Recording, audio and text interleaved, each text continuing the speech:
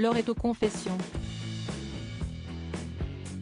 Nathalie Baye a accepté de regarder dans le rétroviseur de sa vie, très riche, pour un portrait du JDD.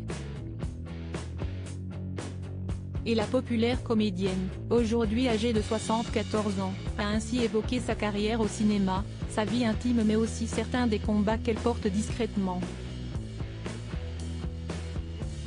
Outre l'écologie et la défense des animaux, la star 4 fois césarisée défend le droit à mourir dans la dignité. Elle a été profondément marquée par la mort de sa maman, Denise Coustet, victime d'un cancer métastasé au cerveau. En 1993, Nathalie Baye voit sa mère être admise à l'hôpital parisien de la Pitié-Salpêtrière, à cause de son cancer qui l'a fait souffrir atrocement.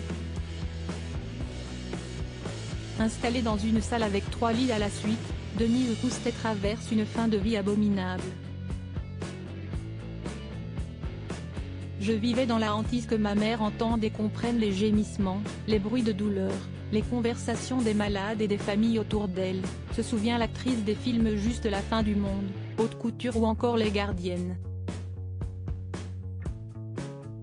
Atterrée par le sort de sa maman, Nathalie Baye a alors imploré les médecins de ne pas s'acharner, sachant très bien que la fin était proche et que sa mère souffrait inutilement. Je les ai suppliés. Je me suis presque roulée par terre pour qu'ils libèrent ma mère de toute sa douleur. Le lendemain, elle était morte, ajoute l'actrice.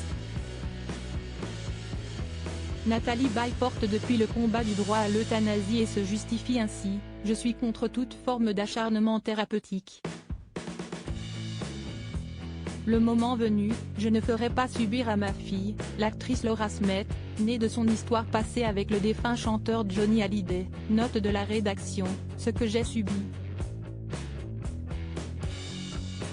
Mais si Nathalie Baye est favorable au droit à mourir dans la dignité, il y a peu de chances qu'elle porte le combat jusqu'au pouvoir public. L'artiste se revendique comme centriste de gauche mais refuse de dire pour qui elle vote ou d'apporter un soutien médiatique à tel ou tel candidat, ne se sentant pas légitime pour cela. L'interview intégrale de Nathalie Baye est à retrouver dans les pages du Journal du Dimanche, édition du 7 août 2022.